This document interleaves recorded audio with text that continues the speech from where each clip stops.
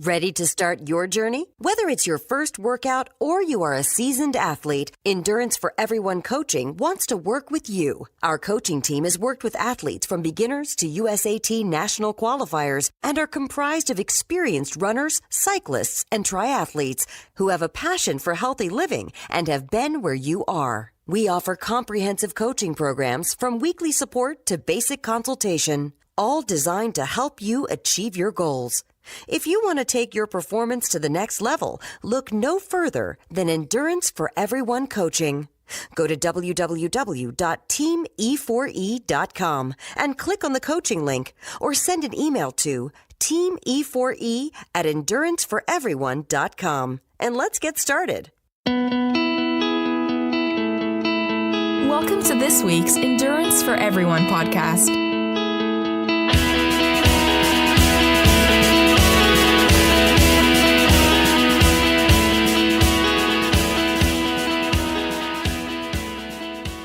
The following program is for entertainment purposes only. Though the hosts of this show are certified Ironman coaches, their attempts at long-course triathlons and endurance events should not be taken as an endorsement for you to do something stupid too. You should make your own bad decisions, then podcast about it. Now, let's start the show. Hey, this is John Harris. And this is Rob Bozovich. And Endurance is for Everyone, and this is the Endurance for Everyone podcast. Hello, everyone. It is episode 120, and I survived the race, and I'm back. How are you up there, Rob? I am doing fantastic. Beautiful weather. I'm very happy right now. I've heard that the weather is getting nice up there now.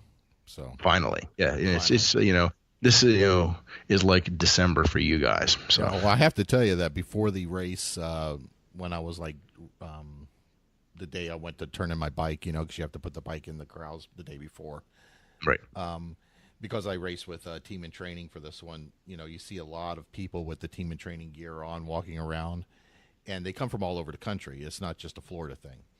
So, whenever I see it, I would ask, hey, what team, where are you from? What team are you with? Stuff like that. And ran into a group of about 5 of them from Michigan.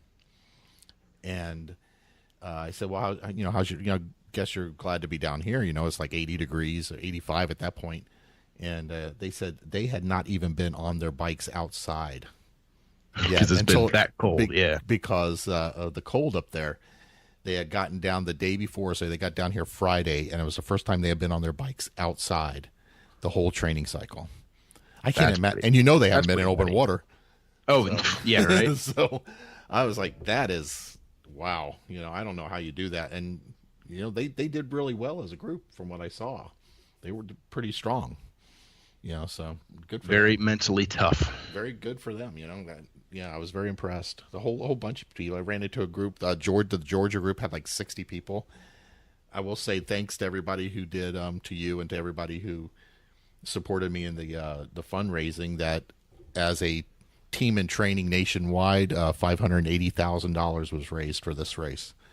Excellent. So, a lot of money. So our team specifically was about $24,000. Excellent. There's only about 8 of us, so that's pretty good. It was pretty good. We had, we did well. So a lot of money to cancer research, fingers crossed that we get rid of, this disease in our lifetime, which I think we can do if people keep giving like that. Yes. So anyway, so my race is done. Your race is coming up. So we got a few things to talk about today. We do. Just a couple things. So how do you want to start this? Why don't we start? And I like to talk way too much so why don't you pull a Rob and take us chronologically through this? Like, take us back. Remind us, how was your training going? What were you doing? You know what I mean? Were you doing anything different for this one? Because you were shooting and hoping for some different results, so you were doing things differently. Start there, then let's progress into the race. Well, I hadn't done St. Anthony's since 2013, and I always did the Olympic before because there was no sprint version, so I didn't really have a benchmark to go by in this specific race. So I started looking at the swim is a little bit longer than a normal sprint at 750 meters. The bike is 12. It's a 20K, so 12.4 miles, and the run's a 5K. And being on the course as far as the swim, it's just a shorter. It cuts it off about halfway, of course, from the regular swim. Yep. I kind of knew what to expect going in from 5 years ago, but so when I looked at it to see what I thought I could do, I thought I could do 2 hours and 15 minutes. So I ended up with 2 hours, 13 minutes, and 57 seconds. Got to throw a spoiler out there, John. Yeah, so I know I'm telling you at the end, but that does tell you that I do know my abilities, don't I? I know exactly when I'm going to finish. Without even looking at it, almost dead on. As far as training, the coaches for team and training for triathlons are all different. They don't necessarily coach like I would coach. It was very much a one swim during the week with the team, and then the Saturday team training, which was usually a bike and a run, and that was it. So everything else was kind of on your own, and they really.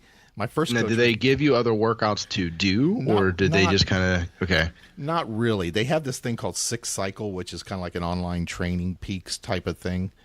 But the issue that I had with that one, and not with the system itself, is fine, and it was very user friendly. So I don't want it to come across like that. I know they're a new company, but they had a plan set in, so the national. Team and training triathlon training plan. And you got a lot with team and training, you got a lot of newbies. You have a lot of people just doing their first triathlon ever. Yeah. And the first to swim in training was 2,000 yards. And I thought that was a little bit much, so starting back in for newbies. Yeah. For everybody, usually you're yeah. Okay. Yeah. So yes, there was a training plan out there. My first coaches for team and training were a little bit more on you about doing your training during the week. The coach this time was not like that, even with the newer people. So I think there was, for the people that have done it like me and one other person really that had done triathlons before, we were kind of on it. We knew what we were doing. But I thought maybe the newer people needed a little bit more during the week that they were getting. But looking at it like that, I knowing the kind of swim it was, I was doing the kind of training that I thought I needed, doing a lot of just the low, calm swims, and not a lot of, intervals or kicking drills and things like that. So, and as far as the bike, just doing a lot of like speed. Sorry, I had to cough there for a second. So why, when you were picking your swimming, you had said calmer versus doing the kicking drills and so forth. Is it because you were just working more on comfortability in the pool versus what?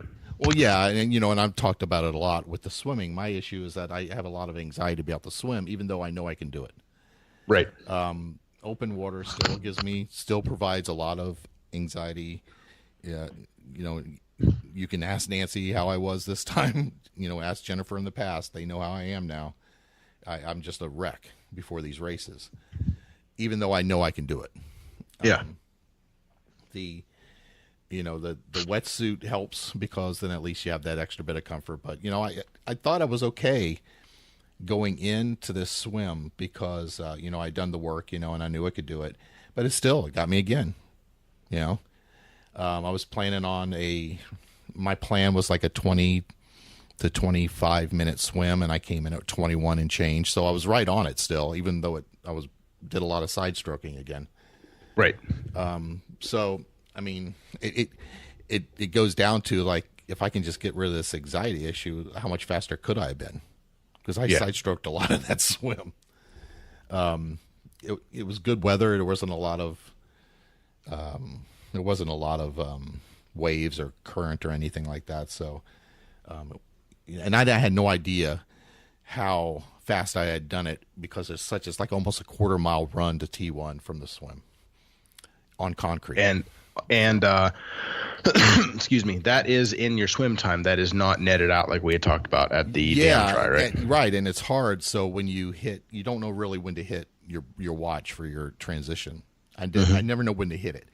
So on my watch, it looked like 990-yard swim or something like that. And longer swim, shorter transition versus what the results were showing. Yeah, so I have no idea when they click it off, but yeah. So my T1 time I thought was maybe 7-8 minutes. It was actually 9-10 minutes because it takes a while to run up there and then get everything off. Usually faster than I thought it would be, actually, because I hate running on that concrete in bare feet. My ankles are killing me today because of it. Right. So, did that okay. My idea on the bike and training was to really, I call it seeking out the suck.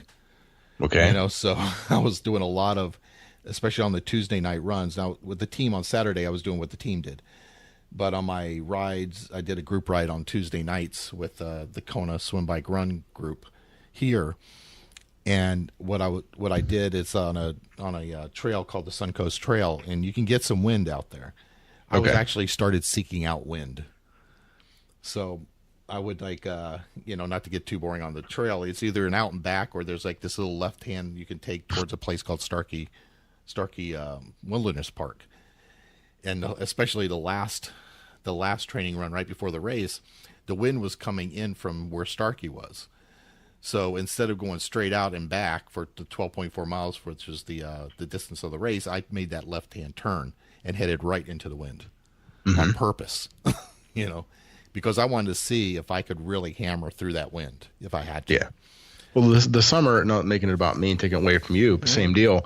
The summer that I was doing the best in some of my racing was the summer where I went just hill after hill after hill on the bike. Now, granted, everything's a hill around here, but I'm not the greatest climber, not a small guy, so it's hard to go up them. But the more you get used to it, the better you get at it, and therefore, if I go out and do 4,000 feet of climbing on a training ride, but the race is only going to have 800 feet, I'm going to be well overtrained, and it's going to be nothing compared to what I was, training to do. And there's definitely something to that. I think, the run to some extent as well. If you run hills and you have a flat run, there's going to be, you're going to be a little faster. But I think especially on a bike, it does translate well. If you do a lot of climbing, a lot of wind against you, you're going to be fast. Yes. And it showed on this race. I was planning 50 minutes. I was giving myself 50 minutes to do this 12.4 miles, and I came in at 42. That's great. And my average, the last time I did this course, I averaged, and again, it was 5 years ago, but normally on a sprint, this is around the same as I usually come in between 12 and 14 miles an hour, somewhere around there.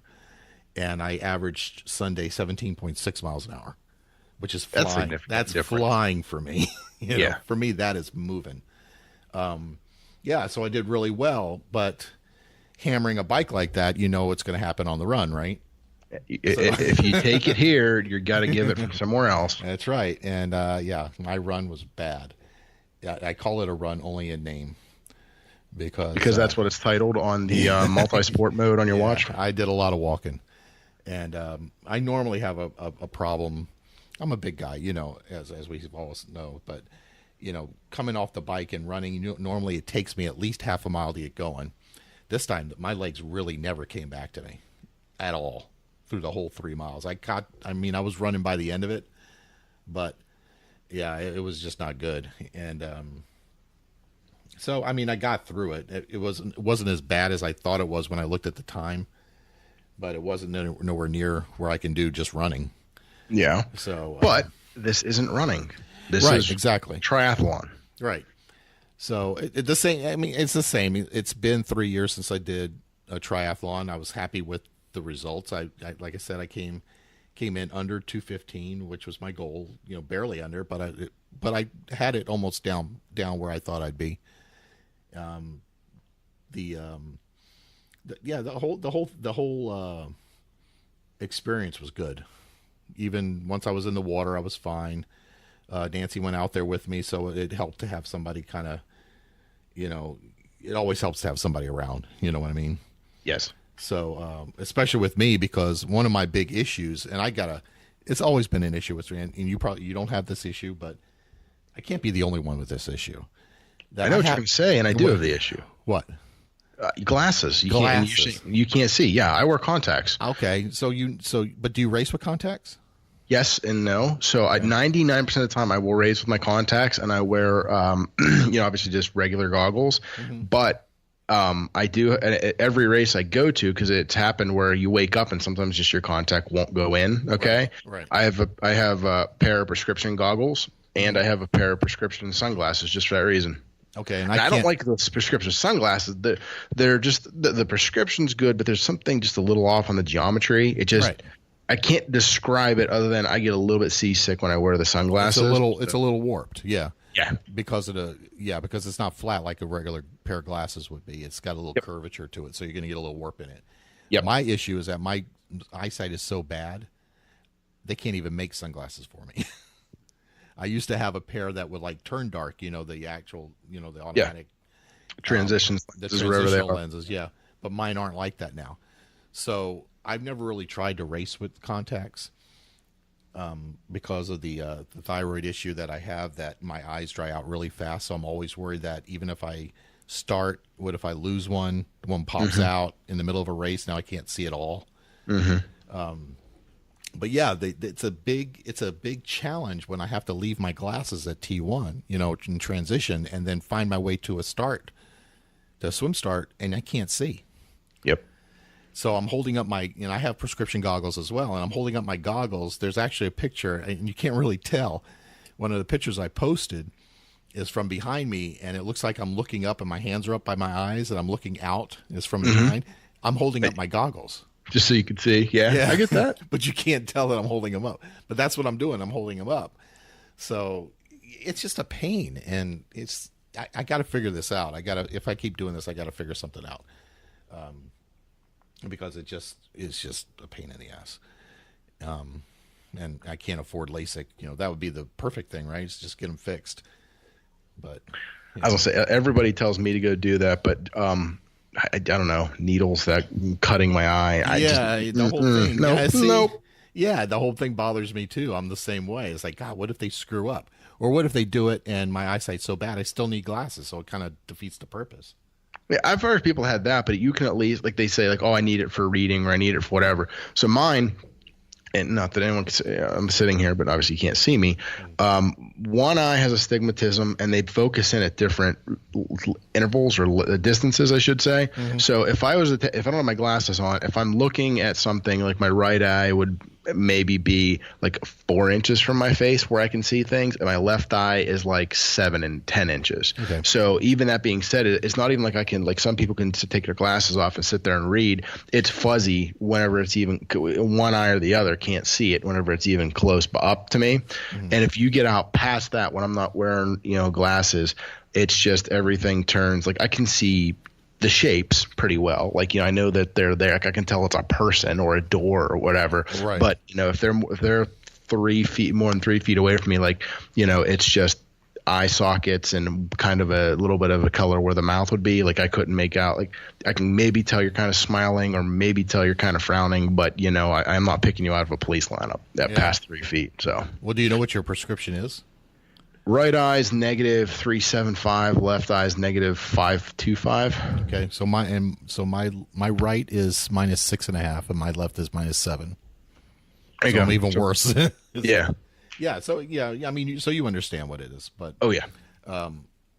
it's just, and I'm going to tell you, I'm going to get going back about the training is part of the issue that I have with training with teams and stuff like this is I don't get, and there was an article in triathlete.com about this, so that's why I'm speaking to it, because I read the article. It's a little short article called Salty. It was written by a person called Salty Triathlete, and she was saying in the article exactly my arguments all the time about this, so I'm going to mention it. I don't understand why there's this need, especially among triathletes, to get up at 5 o'clock in the morning to train. I don't get it. I mean, if it's Sunday morning and I've worked all week long, I want to sleep in a little bit. I mean, I'm not talking about sleeping all day, but if I want to sleep till 7 or 8 o'clock, what's the problem with going for a ride at 9? Why does it have to be at first break of light? And it's this like this belief among athletes that if you're not up at the crack of dawn and out there running or out there biking, that you're somehow wasting the day or wasting you're lazy or something. And I don't get it. And and I know the races, I don't know how you're going to react to this, but I know the races are first thing in the morning and all that stuff. But, yeah. What is your take on that, I guess? Let me ask you that. So you're setting it up, and I can come back with the response two different ways, and I will. And that is, you don't have to. But you don't need to get up that early to train. Right. But it makes a better story. I got up at 5 every day and Now, I think that's part of it. I truly think that's part of it. It's part of this. I don't even want to call it macho because the women do it too, but it's part of this, it's part of the mentality. I'm just going to say it straight out. Yeah. That you want to seem like this tough person that gets up at 4 o'clock in the morning to go run 12 miles. Yeah. I will go with, I will throw, because I know you're going to throw some science. I'm pushing my imaginary glasses up my nose right now. Science. You're going to put some science to this. But, there are some, so during the week, we work, most of us at least, not all of us are independently wealthy like John. So, so family money. So, you got your job. You got to do it before your job, and you may not have you may be too tired to do it after 1, 2 things might come up in the day that are going to prohibit you or preclude you from doing it. So I get that's why you would do it during the week. But you're right. On a Saturday or Sunday, I don't see any need to get up at 5 to go out and do it unless you live in one of the climates, and neither you or I do. Yeah, it's hot where you live, John. Mm-hmm. But that being said, I get Florida hot. I've been there. You know what I mean? After a couple of days, you're acclimated, and around the mid depths of the day in the sun with no shade, I should say, just standing out there, it can be 110, 120. You don't need to be on blacktop risking stroke, so it makes more sense to get up or to exercise earlier at that point. But earlier is how you define it too. Like you had said, why not get up at 9, or get up whenever you want, but go at 9:10. You can still get a 2-hour or 3-hour bike ride in. If you go out at 9, you're still done by the midday heat, and do it safely. You don't have to be out at 5 unless you're in an area where it's going to be 95 degrees and 100% humidity by 9 a.m. and you want to get it in before that. I get that as well, but that to me would be the exception, not the rule. Okay, you did answer it like I thought you would, by the way. Okay, because that's the comeback I normally get when I bring this up to teammates or people that I train with, is that it's too hot. It's too hot by 10 o'clock. It's too hot by 9 o'clock. I got to do it before it gets too hot. When the hell's your race at? That was going to be my second part of it. That was going to be the second part of my question, though, is you want to train as much as you can to simulate the race. And races, and that now coming at it from the back end, why are races earlier and not later in the day? Well, it's earlier, so it's easier for your road closures and there's less traffic, and it's not going to be as hot, so they don't have to worry about heat strokes and all that stuff as well. I mean, that's why they're going to do that stuff earlier in the day, just to eliminate all chance and make things as convenient as possible. Right. So and that's why, once again, if your race goes off, I mean, hey, your race went off at 7. Is that about right? Well, the race started at 6:50 and I went in at 8:18. 8:18. Okay, so between 7 and 8, depending on what wave you're in, is when you probably should have been targeting to train. You're right. You don't need to train at 4 a.m. Right. But likewise, it's not the same as if you're going out at noon.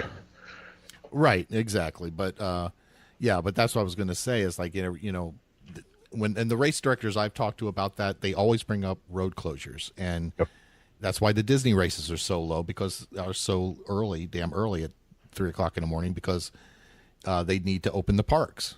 Yeah. And they want the race done by 9 o'clock, Yeah. So that's what you never hear about the heat, even in Florida. Nobody ever mentions the heat in a race. They always mention road closures. Now I had to get up for this race. I had to get my alarm was set for 2:30.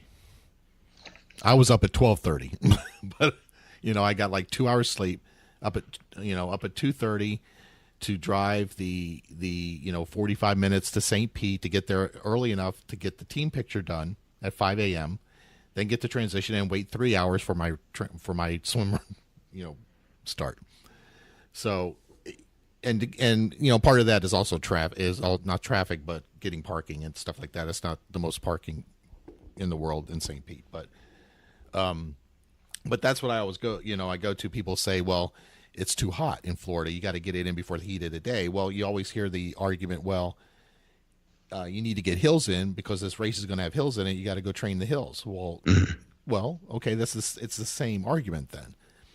You're not going to train on flat if you're going to race hills. If you're not going to train in hot weather, in cold weather, if it's going to be a hot race, if you can. You know what I'm saying? So it goes along the same lines to me. It's like, it's almost like it's going to be hot in Florida. At 9 o'clock in the morning on most races, most decent races, they're starting at 7:38. It's going to be hot. So why not acclimate yourself to racing in hot? Right. And that's what I'm saying though too, is I'm not living in Florida, but there is a difference between 9 a.m. I'm using air quotes hot and 1:30 p.m. hot. You know what I mean? So I think you need to get as close to race time and temperature as you can get. Right. But yeah, I would agree exactly what you say. If somebody says I got up at 4 in order to beat the heat, you're not racing at 4 a.m. Right, exactly. You're you're almost defeating the purpose. You're not training as well as you should be. Yeah, you've heard people, even down here, will say it. You've heard people say it in the group. I got to run that early because I can't. I hate the heat. Yeah, but most of your races are going to be hot. But you can't get away from hot. People want. We're all a hero of our own story, John. And that being said, they want to look at the watch and whatever it is, they want to see a 10-minute mile, not a 10:32, which might have been if they ran later. They're going to feel better about themselves. And I'm not saying this in a negative way, because maybe that's the drive and the motivation that keeps them out there and keeps them going. You know what I mean? Yeah. I did better this run, and I keep doing better. And consequently, and I'm not saying it's bound to happen, but it's going to happen, but eventually it will. They're going to go out and have a race. Like I'm going to use my Nashville Marathon as the example. I did all the training and I did the best that I can possibly do. But that day was the humidity was just, you can't really account for that. You can't train for that. What I mean? There's unless I'm going to go run in a steam room. And that being said, is that race is not normally that humid. That a storm system rolled in and just couldn't get out in time. So I was sweatier by mile 3 than I had been on majority of my training runs, and I was getting dehydrated. But I'd done the training in the appropriate temperatures. That's just a variable I couldn't account for. But hey, leading up to it, I was doing great. So that said, though, you're going to have a day where you might train and get a little faster, a little better, a little faster. Eventually, you're going to hit a point of kind of like that point of diminishing return, though, right, where if you're getting better on your training runs because hey, and you're just tooting about your bike and your pace, you know what I mean? Hey, that is great, and you did fantastic, and you did it in a race. But if you're going to be going and doing, like when you're talking about the Tahoe ride, for you to say I train at a 17 mile per hour pace, well, if you're training at a 17 mile per hour pace on perfectly flat, but you're going to go ride elevation, you're in for a rude awakening whenever you get out. You're going to be sadly disappointed. Yes. Yeah, which is why. Yeah, you have to, as I said, you have to seek out the suck sometimes. You have to make it so.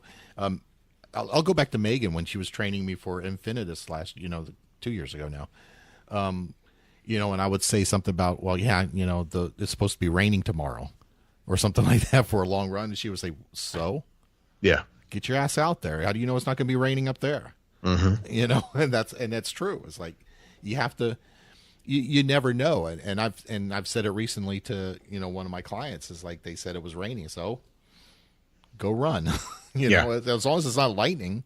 Yeah. Now you haven't told me that, but then again, the 3 days that I said, John, I'm not going to run because of training, it's because I'm coming off of a cold, or I was leaning in on being sick, and we didn't need to compound that 14 days out from the race. Right. But if it was 3 months ago and, I said, oh, it's a little cold, it is what it is. Go do it. Suck it up, buttercup. Yeah. So. Yeah. Yeah, and you're a little bit different. Like there's you and a couple other people that are on my roster that I know enough to know when to like not do something. Yeah. So I'm going to take, like, if you tell me, yeah, it's kind of a little bit dangerous out there right now, I'm probably going to, like, you know, not do it today or maybe do it tomorrow, switch it out or something like that. I'm going to trust what you're saying because, you know, you've been doing this a while. Yeah. You know, Steve the same way and, you know, things like that. So I know that. But if you're new, you're going to have to kind of trust me on this. It's like, if it's not raining, if this is a normal Florida 2 o'clock shower, like we get every day in the summer, yep, just go run. Put on and your there's older something shoes. freeing too. Now, I'm not saying, sorry, I had to cough there. I'm not saying go out and if it's raining at 2 and it's going to be dry at 3, go run in the rain. You can wait an hour, but there's some like days up here where it's raining all day. And you know what? There's something freeing about throwing on a jacket, throwing on a hat, and you know, old pair of shoes, older, you know, I have a couple pair in my rotation, and you know what? It's just go out and do it. The first 2 or 3 steps, you're wet, you're getting wet, like, okay. And then you know what? You just do it. You said exactly what I said. It's like, you know, 1, it's kind of fun to run in the rain sometimes, you know, and 2, you can only get so wet. Yep. Once you're wet, you're wet. So it doesn't really matter. Right. Yeah. So that's what I said, and they actually did. You know, I won't say who it was, but they actually did go run. And you know, you're in Florida, you're racing in Florida, you're running in Florida. You need to learn to run in the rain. Yep. You know, you're going to hit rain at some point. In some race, they're not going to cancel a race in Florida because of rain. It's just not going to happen. Right. If it's lightning, they will, but not rain because that's it. They'd be canceling every damn race, especially in the summer. But So that's what it is. And the other thing that I get a lot of is, and I do understand this, is because if they get up early on a Saturday and they start at 6 o'clock, 6:30, and they're done by 8, then they still have the whole day for their families and things like that. So, and I do get that. Yeah. You know, because I wrote a blog post last week called Glass Balls about that. You know, you have to learn to juggle these 3 balls, right? And did you read it? I did not read that one, John. I'm taking the designation course for work, so I'm tied up with a lot of stuff. I will get out there before next time. I will just surmise it real quick. Is that you're juggling? You know, you have to decide these 3 balls. One's made of marble, one's made of rubber, and one's made of glass. And the most important things in your life are made of glass. That's the one you have to keep in the air. Right. So whatever that is to you, you know, I'm single, you know, I live alone, so I don't have family. Now to you, your family, your son is glass that has to stay in the air. Right. Since some things are rubber, which are the things that maybe that should be able to be dropped every once in a while, but bounce back at you, you know, and that could be whatever you like, your job. You know, your job shouldn't be a glass ball. If your job is a glass ball, that if it shatters, it's gone and blah, blah, blah, then, you know, more power to you. But it's not going to be my job anymore. That's how I was when I was younger. And then the marble one is like, it doesn't do anything. It just hits the ground. It stays there. It doesn't come back to you. It doesn't roll away either. It just stays there. So it was a good analogy, I thought, you know. So very good. You have to decide which things in your life are glass, and those are the things you protect. To me, it should be more than it is, but if you ask me what my glass ball is, it's my health. That's the one I have to keep in the air at all times. Yeah. You know, the work is not going to be that. My health is going to come before work. So if I need to leave work at 5 o'clock to get a training run in because I have a race coming, I'm going to do that. And I don't really care that there's, you know, something left on my desk anymore. I'm just not at that point in my life that's going to matter to me as much. Gotcha. Right. And if it drops and it shatters and it happens to be, you know, one of those things, then you know what? I'll live. I'll figure it out. I figured it out before. It's not, you know, my job is not my life, you know, and it shouldn't be. It shouldn't be anybody's life, but I realize people are in different places in their lives, you know. Right. People likes the money sometimes. Oh, we all likes the money. Yeah, but you know, it can't be the driving force of everything you do in your life either. No. You know, there are more important things. And, yeah. So that's my pulpit moment. Yeah, I'm gonna jump back in with this on one other thing, because people, our raving fans will be screaming at this at the headsets if we don't cover it as well. I guess there would be people, and there are, I should say, who would like just the consistency of getting up. If you have to get up every day at 5 in the morning anyways, or 4, to get your training in, they might just like the consistency of getting up at 4 in the morning, and they want to keep that even keel. And I would get that as well. And that's just a personal life preference as well. The science behind it, you mentioned that I had science, and I hadn't mentioned it yet. But the science behind it, there have been studies that show that your body does best in every kind of performance, not just athletic performance, but in mental performance and everything, when your body temp hits its natural peak during the day. And that happens between 4 o'clock and 8 o'clock at night. So, and to go back to my training, whenever I've had really good training rides, or like when I do a training ride at night with the group at 6:30, I kill it. I'm really good at that time.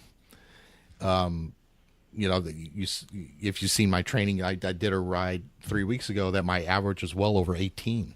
Yeah. I never ride like that in the morning. Yeah. I'm not built like that. Now, maybe other people have a different peak time in their body temperature, when their body core temperature, maybe it peaks earlier for them.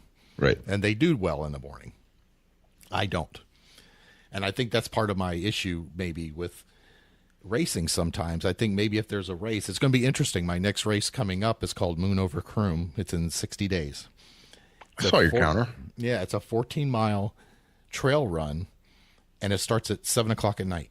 My portion. It's a 7, 14, or 21.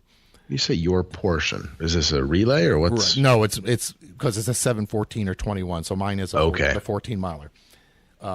So actually training for that starts tomorrow.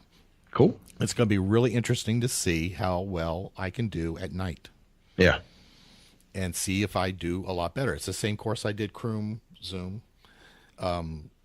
Actually, Nancy's going to do it with me this year. So, so we're going to see. Cool. And you don't wear a headlamp for that? You do once. You have to have a headlamp, and it's not dark when it starts. It won't get dark till like 8:15 or so, but you're going to be out there. Yeah.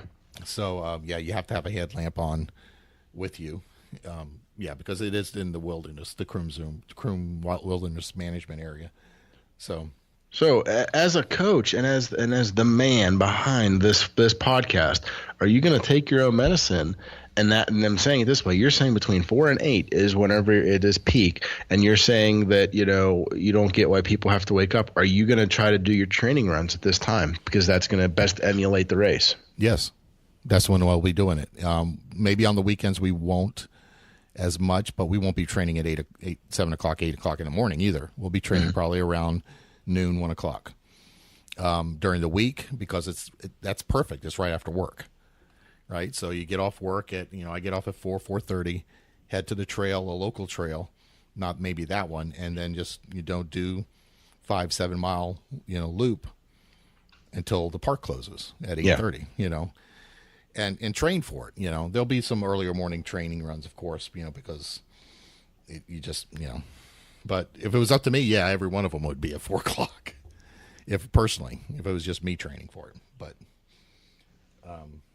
it will be. So it's going to be interesting and to see if that works out that way, and just to see how much better I feel at night. I can say that, like, even mentally, it's like I've always said that I do better work, better writing, better. If I could work from 2 o'clock in the afternoon to 10 o'clock at night, it'd be a perfect day for me. Yeah. Because that's when I'm really good. I suck in the morning. And it's like I don't even start getting going at work until like 10 o'clock maybe. I'm answering emails. I'm like just trying to get revved up until that point. Right. So, I do think, speaking of that, I just do think it's this American belief system that, early bird gets the worm, things like that, this inward belief that we have to be up and, even in, when I was studying organizational psychology, my undergrad, they would tell you that bosses believe that people who are there the earliest work the hardest. And it's not necessarily true. that if you're there if you beat the boss there every morning, that they automatically think that you're a harder worker than the person that gets there maybe when they do or a little after them. Yeah. And it may not be true at all. It's the same mentality that bosses think that if you're at your desk, you're actually productive. Yeah. When actually I'd be more productive if I was sitting in a Starbucks with a laptop. You should propose this to him, John. Type it up and send it to him. Oh, her. To her then, okay. Yeah. No. Yeah, I don't think it. Well, remember, I work for county government, so their belief systems are very entrenched. Well, then send it in triplicate. Yeah. So I'll end it with that. So let's talk a little bit about your training. You got a race coming up this weekend. Do I? Yeah, it's not this weekend. It's just a little one. Yeah. And by the way, I appreciate you like looking up all those race numbers like you did. I was trying, and I tried to remember. Like, I'm not. Yeah, it wasn't hard, and I was trying to put the race numbers in for anyone that I remembered or knew. Once again, people I knew and or in the group, and just. But yeah, I can't go through 700 names, so I said, please go ahead and add yourself as well. If I was not trying to slight you, this is just offhand who I quickly knew. So well, we knew you and we knew Karen. I didn't know the other people, so that was good for me to know because now I can track them. Yeah, I can track everybody.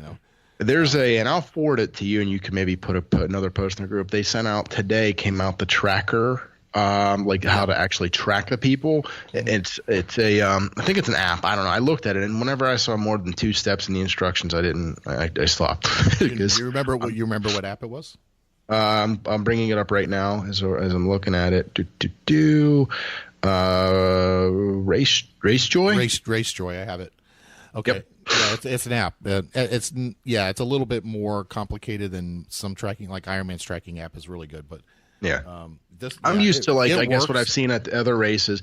Like you go onto the website or whoever, and you just basically you type in somebody's name and then you enter your phone number and then you get the text updates. Yeah. That's how it's been in the past. But I could see the validity of why they would, instead of having their own system, just use this one. But it's it's a lot more in depth too, because I guess I could put the app on my phone and then people could follow me live, based on my phone GPS. And that's really the only way it works. And that's what I was just going to tell you, is that the only way it really works is if you activate it on your phone and carry your phone with you. I will have my phone with me. I don't know if I'll have it that active or not. You'll have to pull it up and say start and then stick it back in your pocket or whatever they do. And then everybody will get the updates. If you don't do that, we won't get the updates. Oh. And that's what I don't like about Racejoy. Then because during some people don't like carrying their phones, but during an Ironman you can't, or during a triathlon you can't carry your phone. Nope, you're not allowed. Nope. So it's useless. But you can. You could. You're not allowed to. You're not allowed to listen to music. No, that ST.ANTHONY, they don't even want you having it on you at all. Right, but I'm going to contend, and I guess if it's once again I'm coming back to I follow the rules, and if the rules say I don't carry it because most of them are sprints and they're short, but and such, but you could easily throw it in your jersey pocket, or you could toss it in your race belt, and they're not going to know it's there. Of course, if you wear the armband and it's hanging out, they're going to see it right there. But that's more they don't encourage it because they don't want you listening to music. And that's originally, I should say it this way too, is because they'd say no headphones because that's just a hazard. So you got people that were putting it in the armbands, and then we're blasting music, and it becomes a distraction to other people. So yeah. Well, let me throw this out there too. Speaking at the expo, St. Pete Running Company had some of those headphones that they're Bluetooth headphones, but they're bone conductive headphones. They don't go in your ear at all. Yep. And I've never tried them before. Have you tried these?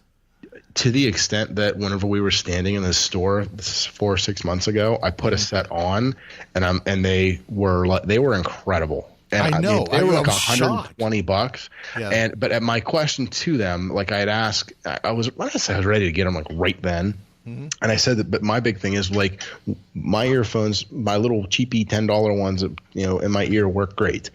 They don't hurt. They don't fall out. That I have no problem until the wind goes, and then I can't hear anything, Right. So I said to them, hey, does the wind come blowing across these? Does it da-da-da-da-da? And the little girl literally just walked over and picked up the package. She's like, it doesn't say.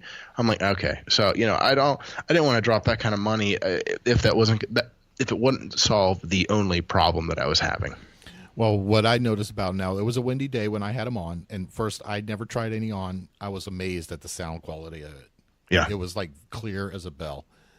And the two things I liked about it, it was a windy day, and then I did not hear any wind coming through across it like that. So, and the wind was about 10, 15 miles an hour. So we got windier stuff. The other thing I liked about it was I was having a conversation with him while I was wearing them, and I could hear him fine. Yeah.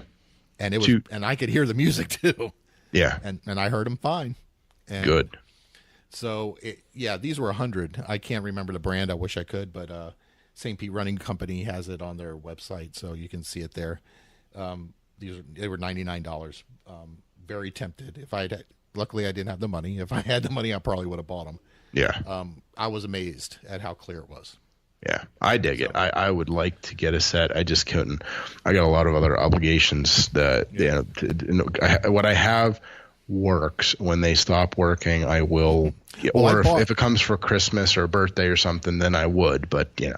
I took your recommendation on those and bought a pair of those. And do you hate them? No, I love them. We were $10. Yeah, bought them on Amazon. The day that you mentioned them on the show, I went out and bought some, and that's what I use all the time now. They're sitting right beside me right now. So, and that's what I went out and bought. I'm going to say whatever they were, like they're like the Focus or whatever, like the 100s. And I think I said I bought the Focus 300s. The only difference is they have the inline mic, and that's what I use to record those clips, and what I will be recording the clips with for this for the Pittsburgh as well. So that's what I'll be using again. So. Yeah.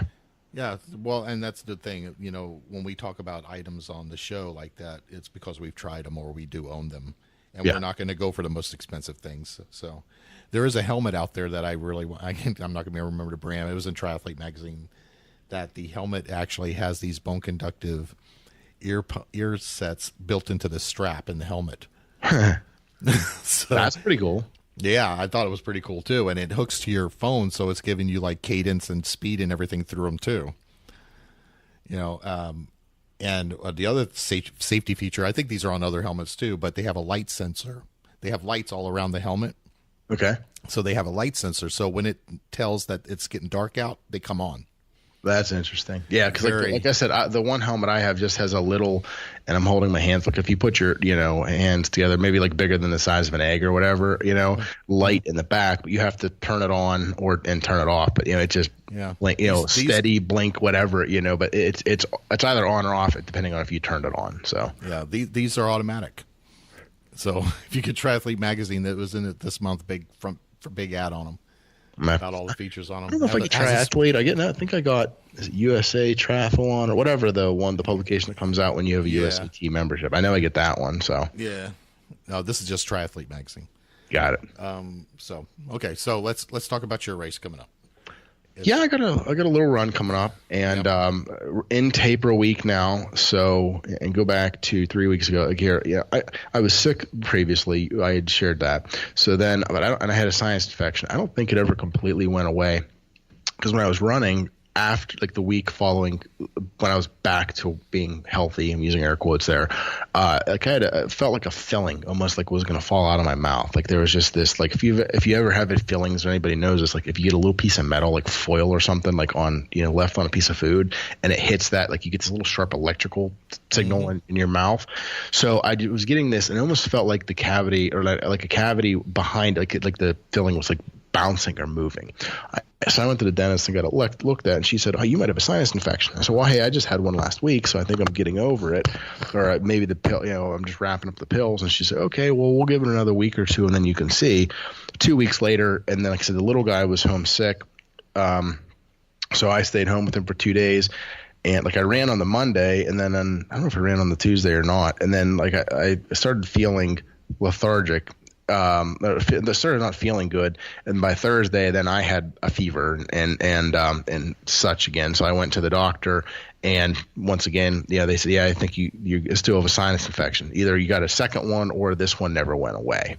So that knocked me down, but only for a day or two. Got the meds, and I'm back out there running. So I'm blowing my nose and all that fun stuff. But I missed my last.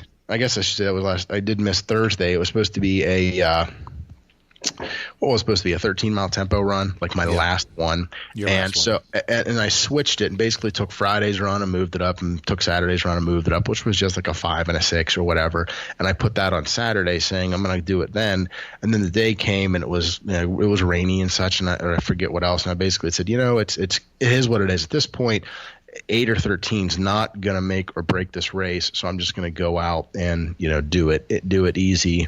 So I did that, and just today I got a nice 6 miler in before coming here to record. So I think tomorrow's 5, Wednesday's off, and it really goes down from there. Maybe like a 2 or a 3 or something. I don't know. Really. It lightens up. Yeah, it'll be the lowest mileage that I've done.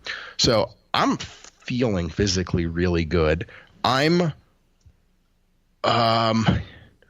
as good as I'm going to get weight-wise. I guess I should say it that way.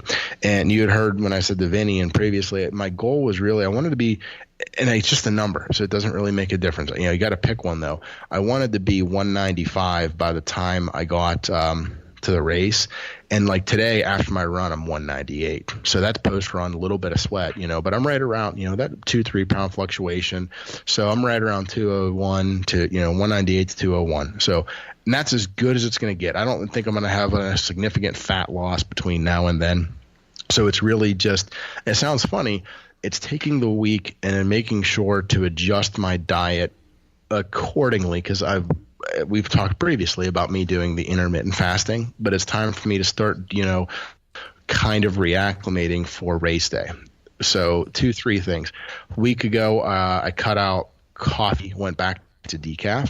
So that way I have a week and a half with no coffee. So race morning, when I have coffee, I'll, get the benefits of having the caffeine. I also have, I've been eating, I'm not necessarily saying breakfast, like in the formal sense of what I had done previously. Like, go back 6 months ago, it was, 3 eggs, 2 pieces of bacon, half a piece of fruit, 2 cups of coffee with cream in it. That was breakfast. And then you're, keep going for lunch. Now I haven't been eating until noon, sometimes 2 in the afternoon. So knowing that I'm going to get up, need to, ingest some stuff because I'll be getting up early for the race. My plan race day is going to be, get up, have 1 cup of coffee, decaf with, some heavy cream or some half and half or whatever we have there, a hard-boiled egg or 2, maybe a piece of fruit. Then I'm going to take a second, cup of coffee, real coffee with caffeine, and I'm going to be drinking that right up to the race. And I'll also have a water bottle with a couple servings of UCAN in it. And because I'm going to be getting up to travel into Pittsburgh at 4:35 in the morning, in order for to make the 8 o'clock race start or whatever. Mm-hmm. So I've been trying to simulate, I've been trying to eat a little more just so that way I'm used to having some of that stuff earlier in the morning, but not overdoing it like a stack of flapjacks and 12 eggs or anything like that. So training is when I say is what it is. I'm very pleased with where I'm at, where my paces are. You could tell me if you think you're happy with it. I was actually on Pete's show. We recorded last night and it went live today. It wasn't supposed to go live. Yeah.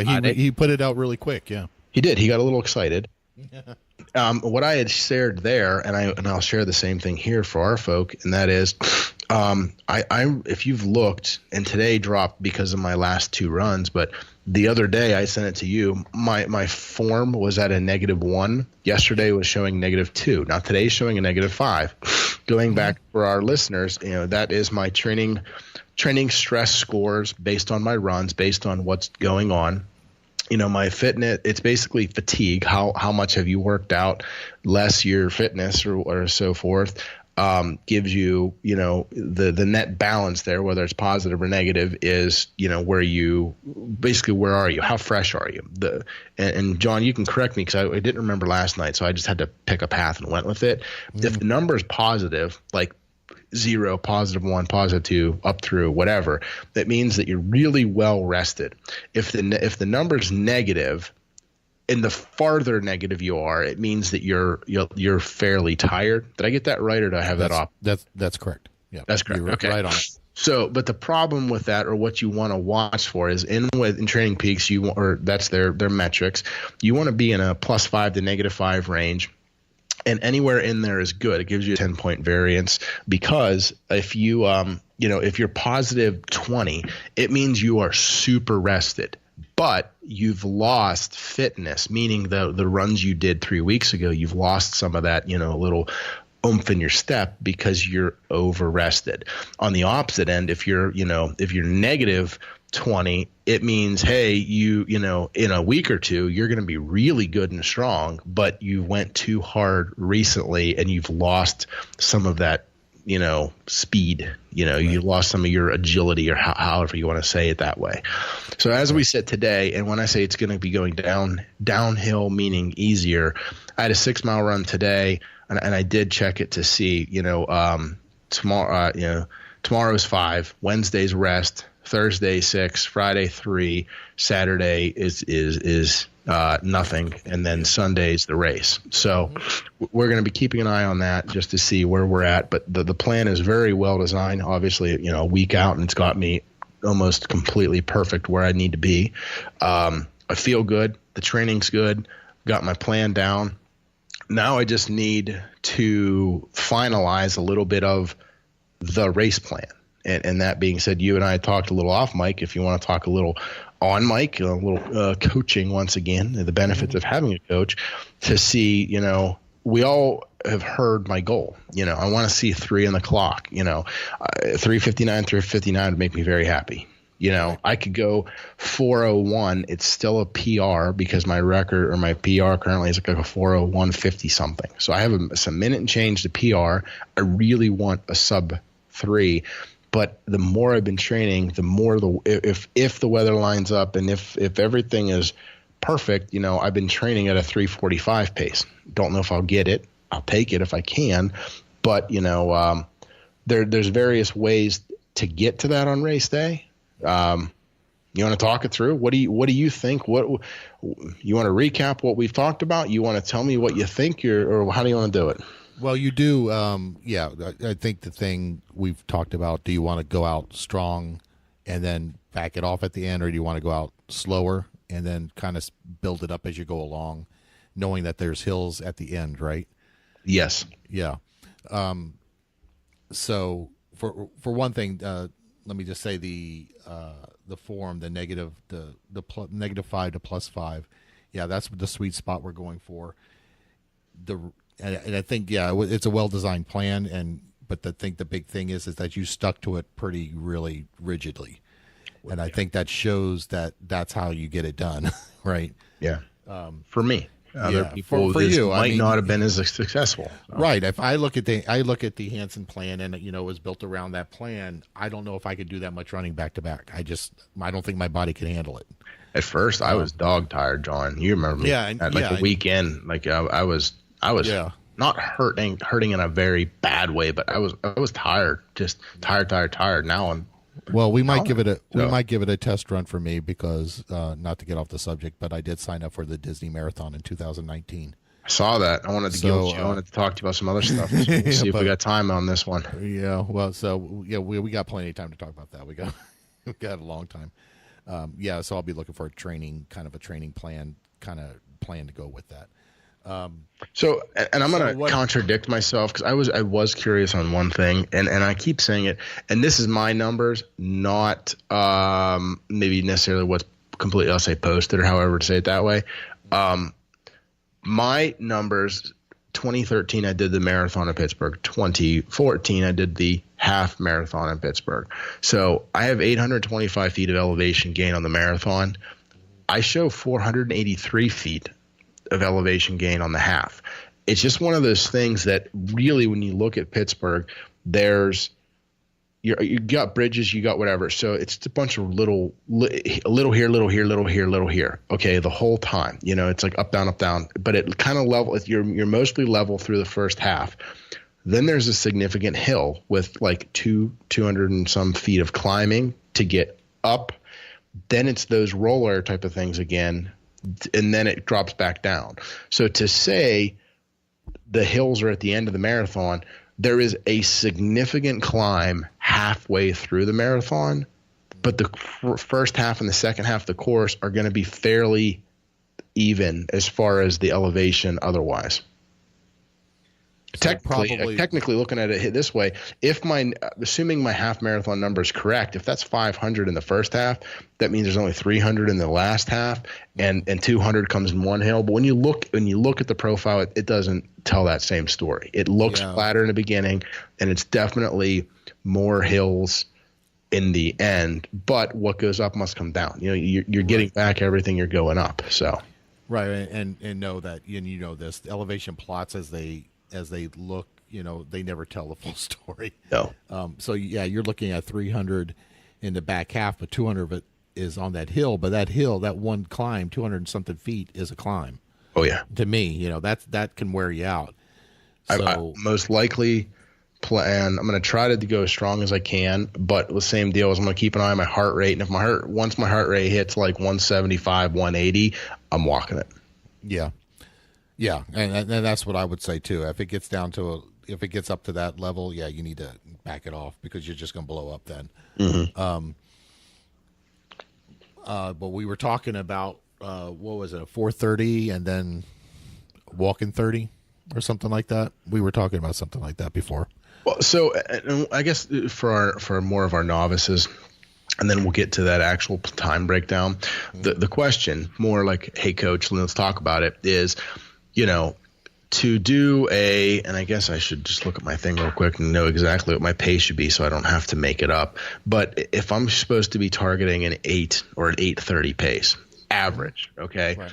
The question I had, or the way to step through it, is, we had said, do I want to go out strong? Everybody says you want to try to run negative split. So if you're doing a 5K, the last mile and a half should be faster than your first mile and a half. Right. That's a great idea in theory. It's very hard to pace at that. Yeah, my pace should be an 8:35. So should I go out at an 8:35 for that? Try to just do the best I can to keep an 8:35 average. So if I see that I'm running a 7:45, slow up early on, to quote, keep, obviously, keep some in the tank, because I don't think it would behoove me to go out at a 9-minute pace in order to save energy for the second half. Or is that that's a race strategy? Is it something you think we should look at? What should I be going out at early on, knowing, what in order to stay strong through the end? The hard part at the beginning of the race is kind of keeping that need to go out hard in check, so your normal pace is like an 8:30, 8:45. You're going to slow up in the hills, in that hill. You're going to slow up, but And I'm going to digress for a second while you think about it here. And for all you guys out there, as an example, when I was training for my first marathon, the Erie Marathon, it was really the goal of just finish.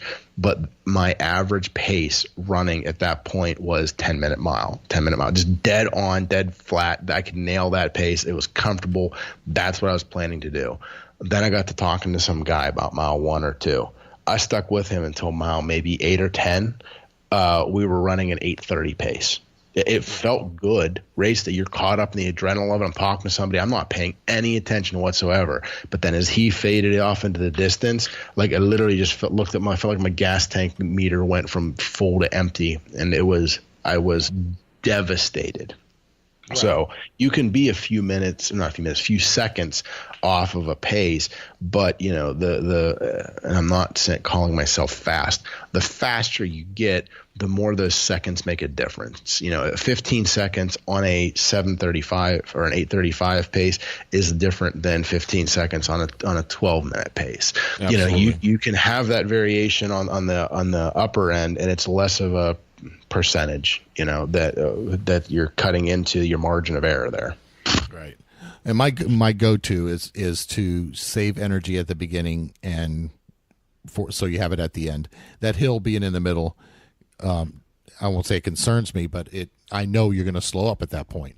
Yeah. One way or the other, you're going to slow up. That's why I'm thinking maybe keep it at your normal pace at the beginning. Use that 30-second walk break right from the start to kind of reserve some energy instead of slowing up totally, if that makes sense. Does that make sense? Yes.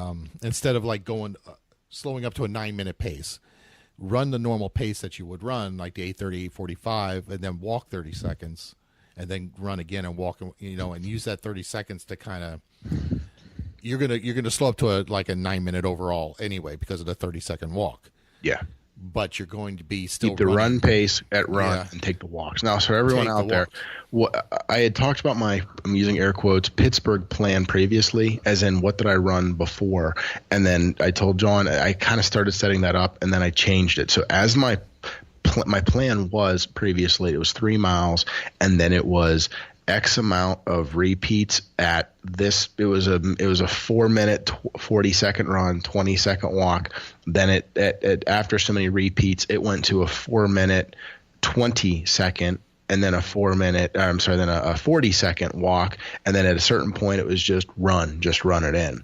Well, the problem, and I remember when I was trying to set that up originally, the problem with trying to do a distance plan based on time is, how many repeats? Is that 20 or is that 37? We don't know exactly how many you're going to need when you're plugging that in there. Right. So what I currently have, but I looked at what I averaged at that point. Once again, this is a few years old, and I adapted it, and so I have a 3-mile warm up that I'm just going to go out and see what happens. I have then 20 repeats of a half-mile run, 0.02 recover, and those are, I'm going to walk that 0.02. That previously in my last training plan, that's when it worked out. When I looked at the actual data, was what I would have walked in about 20 seconds. So then taking that, so I'd have that for 20 times, because my thought on that is that's 10 miles. If not including the recoveries, that's 10 miles just of the run segments. Then I have the next 10 miles, 20 repeats, half a mile, and it's recover 0.04. So I doubled the distance, which should be about a 40-second walk. So the first 10 miles, I have a 20-second walk. The next 10 miles, I have a 40-second walk. Then I have a 3-mile cool down. That ends up being a 27.2-mile training plan, for the theory being that, I don't want my watch to buzz, a half a mile from the, thinking that, hey, you're at 26.2, you're done. I wanted the training plan. I like to include a little bit extra on there because I can hit the lap button on that cooldown whenever I get to the finish line, but I don't want my data track to be short. Yeah, that's smart. Yeah, I think that's a smart way to do it. Actually, you're very meticulous when it comes to setting your watch up and tracking it like that. So, which is funny, on my old watch when I used the Garmin 910, the black one. Yeah, 910. 910. When I used the 910, I customized every single screen. I had this screen with this paces and this one with this one. I've changed none of that on this new one, and it's funny because when I set the plan up on my watch, it'll buzz, so I know run, walk, and I'll look at my plan beforehand, so I know roughly what's coming, intervals and so forth. But I didn't change any of the preset data locations, like for pacing and so forth, because with the pacing, you can have your current pace, your lap pace, your average pace overall, which are all 3 different things. I need an 8:35 average pace for the entire race. But if and I want to know what my current is, but my lap could be different because am I in my 1 mile or am I in that point whatever, you know what I mean? So you need to make sure you're looking at the right data. All that said is I purposefully haven't messed with any of those settings because I've been trying to go more by feel. Like I know what I need to be doing. So I'm going to go, if I'm supposed to be running as hard as I can, I'm going to run as hard as I can and then look down and see how fast I'm running, not look at my watch and say, oh, I can run faster. I don't know if that makes sense. So yeah, right. So but that said too, like you said, it does. I believe it comes up currently with what you're currently doing. So at any point, I should be able to look down, and if I know I should be doing an 8:35, like on those run segments, if I see that it says 9, I'm going to have to push a little harder. But if it says anything under that, then I know I'll be doing okay. Right. Yeah, I think that's a good plan, actually. Yeah, I'm excited to see how this comes out because we did try this Hansen method this time. Yeah, to see how it works. Yeah, you're kind of my guinea pig right now to see how it works for you. Yeah. So I'd say oink oink, but that's not the sound guinea pigs make. So yeah, I know. So squeak squeak, I guess. I don't know. Yeah. So the plan next week is after the races this weekend. So the plan is next show to have a Pittsburgh recap and maybe have a guest on to talk about that as well. Yep. Right. Hopefully it'll work out. I don't want to go. I don't want to give too much away about that race too. So, because we have the whole thing. Secret, John. It's a secret. So, so is there anything else you wanted to talk about? I got nothing else. I'm pretty pleased with that rundown. I think so too. So stay tuned for next week, and episode 121 will be all about Rob. Will this be the? No, I guess I'm gonna say, was this gonna be the actual episode 121? Because we tried to be all slick and record in the future, and then life fell apart. So exactly. I kind of decided to pretend like that never happened. But if the astute listeners listened to last week's show, they know that I announced it as a different episode, because that episode was actually not supposed to post until May 14th or something like that, and we ended up having to put it out there because life got in the way and the sickness and stuff like that. So the guest we had on was going to have on couldn't do it, so we went ahead and posted the one we had already recorded. So there's little things within that episode that make it seem off, but you know what? We'll just pretend like that didn't happen. Nope. In about 3 weeks, we can just swap whatever episode we do for that one, and this one we'll just call that one whatever it's supposed to be. We'll call it episode 119. Then we'll just swap them and go from there. Yeah. So, all right. So next week you'll be a race down, and then we'll start talking about the next ones for both of us. Yeah. Then we'll be talking about triathlon training. Woo! Yeah. Everyone's favorite topic. Everybody's favorite topic. Nothing splits an audience more. Yeah. Then we'll be instead of talking about my running in the hills, we'll be talking about biking in the hills. You're biking and swimming again. Sweet. Yay. All right. So until next week, we'll talk at you then. Take it easy. Thanks for listening to the Endurance for Everyone podcast. If you have comments or questions for the show, send an email to teamE4E at enduranceforeveryone.com. And remember, swim calm, bike strong, and run steady.